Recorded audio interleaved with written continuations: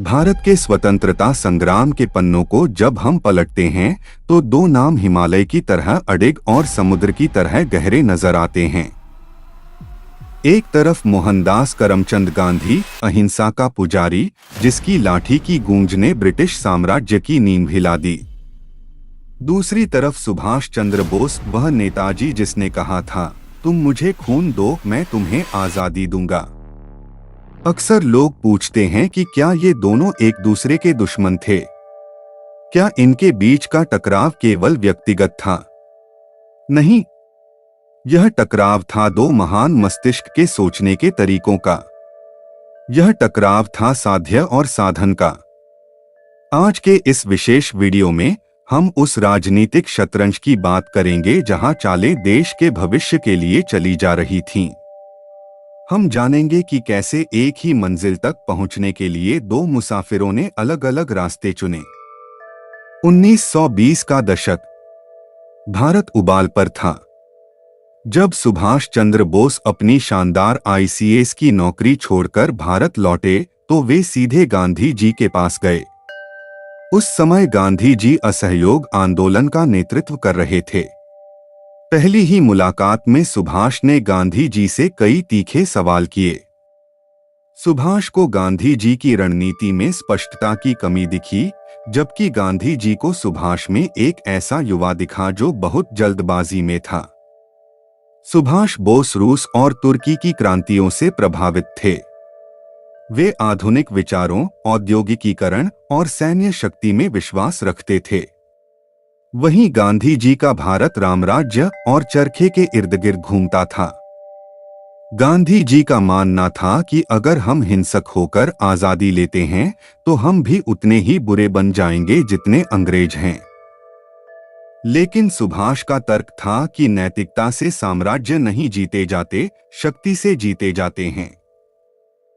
राजनीतिक मोर्चे पर असली तनाव तब शुरू हुआ जब 1930 के दशक में कांग्रेस के भीतर दो गुट बन गए। एक राइट विंग जो गांधी जी के नेतृत्व में था और दूसरा लेफ्ट विंग जिसका नेतृत्व सुभाष और जवाहरलाल नेहरू कर रहे थे।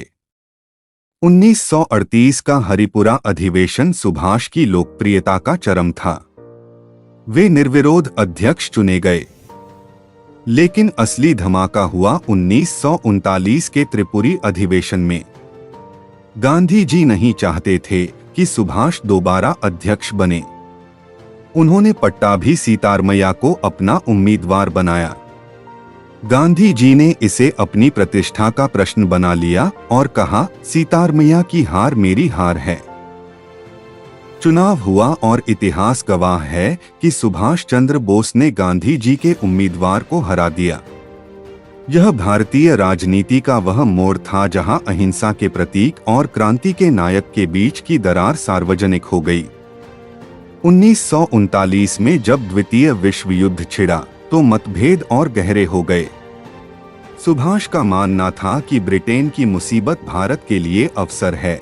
वे चाहते थे कि भारत को तुरंत अंग्रेजों के खिलाफ युद्ध का ऐलान कर देना चाहिए।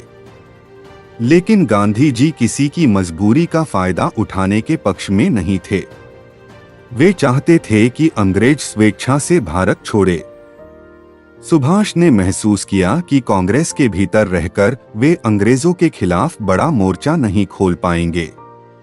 उन्होंने इस्तीफा दिया और फॉरवर्ड ब्लॉक बनाया।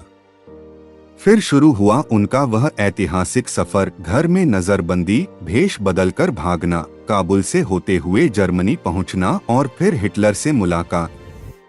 गांधी जी जेल में रहकर सत्याग्रह की शक्ति संजो रहे थे और यहाँ दूर 7 समंदर पार सुभाष एक सेना तैयार कर रहे थे, आजाद हिंद फौज।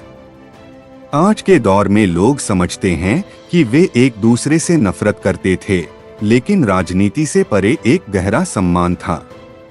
क्या आप जानते हैं कि गांधी जी को सबसे पहले राष्ट्रपिता किसने कहा था? 6 जुलाई 1944 को रंगून रेडियो से दिए गए अपने भाषण में सुभाष चंद्र बोस ने ही गांधी जी को राष्ट्रपिता कहकर संबोधित किया और अपनी जंग के लिए उनका आशीर्वाद मांगा। उधर गांधी जी भी सुभाष की देशभक्ति के कायल थे। उन्होंने सुभाष को देशभक्तों का देशभक्त कहा था। वैचारिक रूप से वे पूर्व और पश्चिम की तरह अलग थे, लेकिन उनका दिल एक ही धड़कन पर धड़कता था, स्वतंत्र भारत। गांधी जी जानते थे कि सुभाष जो कर रहे हैं वह भारत की सोई हुई आत्मा को जगाने के लिए जरूरी है, और सुभाष जानते थे कि बिना गांधी के जन आंदोलन के आजादी को संभालना मुश्किल होगा। इतिहास अक्सर हमें यह सिखाता है कि जीत किसी एक विचारधारा की नहीं होती। अगर 1942 का भारत छोड़ो आंदोलन न होता तो अंग्रेज शायद नहीं डरते, और अगर आजाद हिंद फौज के मुकदमों ने भारतीय सेना में विद्रोह की आग न जलाई होती तो अंग्रेज शायद कभी भारत नहीं छोड़ते। गांधी और बोस एक ही सिक्के के दो पहलू थे। एक ने हमें नैतिकता सिखाई, दूसरे ने हमें वीरता। एक ने हमें झुकना नहीं सिखाया, दूसरे ने हमें लड़ना सिखाया। आज का भारत इन दोनों महापुरुषों का ऋणी है। राजनीति ने उन्हें अलग किया, लेकिन इतिहास ने उन्हें अमर कर दिया।